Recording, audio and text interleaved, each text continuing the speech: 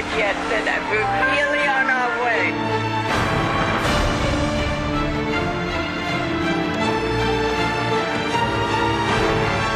קונספירציות, הרפתקאות ושודדי הקריבים או משהו כזה.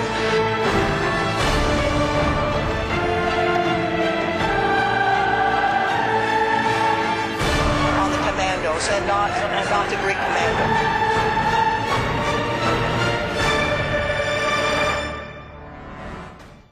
الجاسوس إيلان جرابل اللي كان في التحرير وبين المتظاهرين في أحداث إمبابة واللي مصر قبضت عليه هو واحد من الموضوعات اللي بتشغل مساحة كبيرة في وسائل الإعلام الإسرائيلية.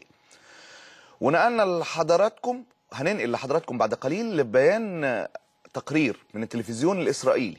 زي قلنا هنتابع الداخل الإسرائيلي بعينيهم عشان نشوف هم شايفين الحكاية إزاي.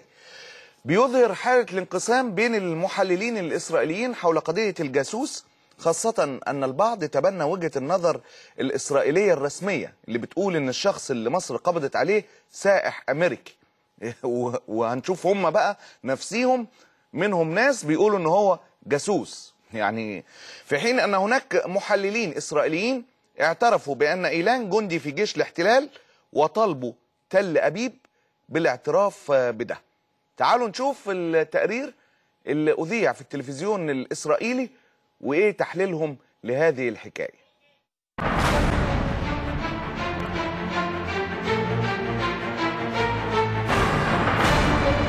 I can't believe it yet that we're really on our way.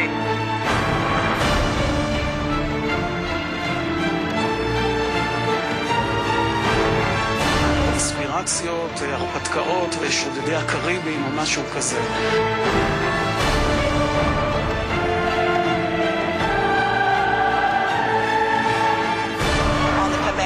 And not the Greek commando.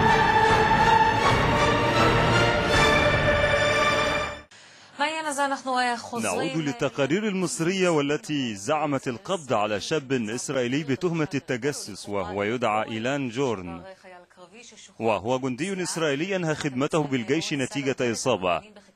ووفقا لزعم المصريين حرض إيلان المتظاهرين في ميدان التحرير على استخدام العنف بهدف إيجاد خلافات بين طوائف الشعب المصري. وفي إسرائيل يردون على تلك المزاعم بأنهم لا يعرفون شيئا عن هذا الشاب، وبرغم ذلك تحدث مسؤولون إلى وزارة الخارجية الأمريكية. وللتأكد من تلك المعلومات ينضم إلينا مراسلنا أودي سيغال.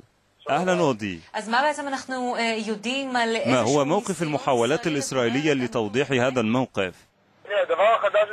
نحن نتحدث عن شاب يدعى إيلان واسم عائلته غير محدد، إما هو جورن أو جبرائيل لا أعرف، ونحن نتحدث عن شاب إسرائيلي وأمريكي، وهذا هو السبب في توجه إسرائيل إلى أمريكا للتأكد من صحة الأقاويل المصرية.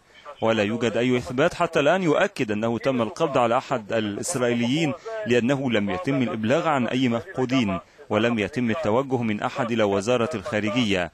وأما الموقف الإسرائيلي تجاه هذه القضية فهو حاسم، فنحن لا نتحدث عن حادثة جاسوسية أو عملية موساد أو أجهزة أخرى، ولكن نتحدث عن تهويل مصري لحادث عادي، وهي عادة يقوم بها المصريون كل عدة أشهر حتى قبل سقوط مبارك، ويبدو أنها ستستمر بعد سقوطه.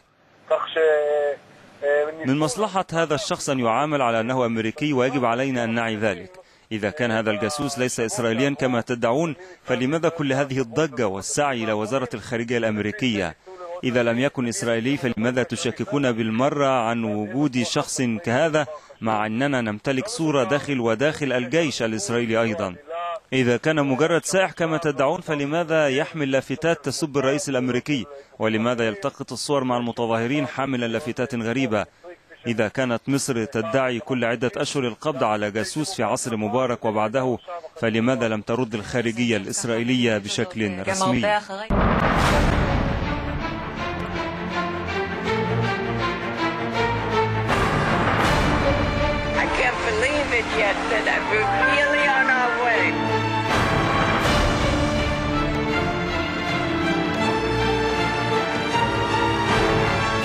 קונספירציות, הרפתקאות ושודדי הקריבים או משהו כזה.